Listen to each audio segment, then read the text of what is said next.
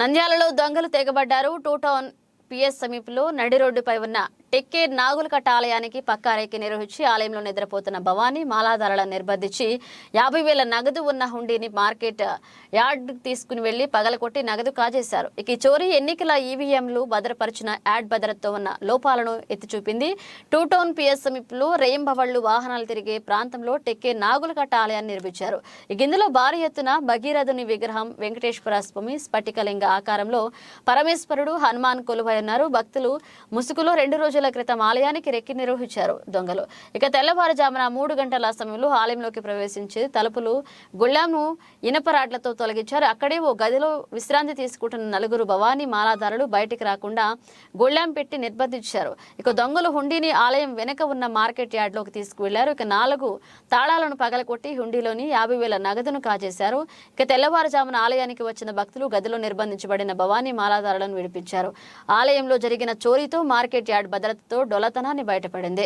Yard ప్రాంగణంలో civil supply గౌడాన్లు, మిర్చి yard, Nandyal assembly నియోజకవర్గానికి చెందిన ఈవీఎంలలో ఉన్నాయి. ఇక దొంగలు వీటిని టార్గెట్ చేస్తే పోలీసులు భారీ మూల్యాన్ని చెల్లించాల్సి వస్తుంది. ఇప్పటికైనా జిల్లా ఎస్పీ రఘువీర్ రెడ్డి స్పందించి యార్డ్ భద్రతపై సమీక్షించి చర్యలు తీసుకోవాలని అన్నారు. అభయ ఆంజనేయ స్ఫటికలింగేశ్వర స్వామి దేవాలయంలో నిన్న రాత్రి తెల్లవారుజామున 2 నుంచి 4 లోపల ఈ మధ్య జరిగినట్టుంది.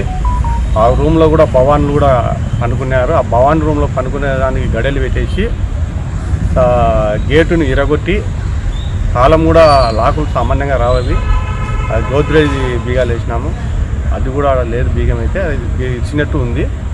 ఆ ఉండి ఇట్లా బ్యాక్ సైడ్ మార్కెట్ యార్డ్లోకి ఎత్తుకొని వచ్చి చూస్తే ఇక్కడ ఉండి కానొచ్చింది. ఉండి వచ్చి చెక్ చేస్తే దీన్ని కూడా బీగాలు పలగొట్టకుండా మొత్తం ఉండినే వెల్డింగ్దే యాడికంతగా పలగొట్టి దొంగలు ఒక దేవాలయాలనే ఈ విధంగా పబ్లిక్ రోడ్డులో, అంటే ఎక్కడ మారుమూల ప్రాంతాల్లో జరిగినది కాదు. ఇది ఎక్కడ మెయిన్ నిత్యం రద్దీగా ఉండే ప్లేసు మార్కెట్ యార్డ్ అంటే నిత్యం ఉంటుంది.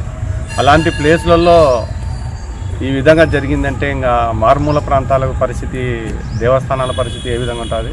అదిగా ఈ దేవస్థానానికి వచ్చేసి ఆ ఉండే ఆధారము దేవస్థాన డెవలప్మెంట్కి కూడా దీన్ని పోలీస్ డిపార్ట్మెంట్ వారు కఠినమైన చర్య తీసుకుని దీని మీద యాక్షన్ తీసుకుంటారని దేవస్థాన కమిటీ తరఫున మేము చర్యలు తీసుకోని చెప్పి కోరుకుంటున్నాం. ఎంత ఉండొచ్చు? నాకు తెలిసి 3 నెలలు అంటే 40 నుంచి 50,000 ఆ మధ్యలో ఉంటుంది. ఆ మధ్య అంటే కార్తీకాలు కదా, మా గుడి ఈరోజు జరుగుతుందంటే ఉండి వల్లనే. మాకు ఈ గుడికి వచ్చేసి ఎలాంటి ఆదాయాలు కానీ వనరులు కానీ ఏం లేవు. ఉండి నుంచే గుడి అయితే బాపనయ్య జీతాలు కానీ, పూలదండలు కానీ, టెంకాయలు కానీ, ఏ వస్తువుకైనా ఉండి నుంచే. అలాంటిది ఈ విధంగా జరగడం వల్ల గుడికి కూడా చాలా బాధాకరంగా ఉంది. నంద్యాల టెక్కే అభయాంజనేయ స్వామి, నాగలకట్ట అభయాంజనేయ స్వామి స్ఫటికలింగేశ్వర దేవాలయం నందు నిన్న అర్ధరాత్రి 2 నుంచి 4 గంటల లోపల దొంగతనం జరిగినది. ఈ ఉత్తరం ఫేస్ ఉండే దేవాలయం ఉత్తరం ఫేస్ ఉండే వాకిలి ద్వారా దొంగలు ప్రవేశించి పక్కన రూములో నిద్రిస్తున్న భవానీ స్వాములు బయట గడపెట్టేసి ఈ దొంగతనం జరిగినది.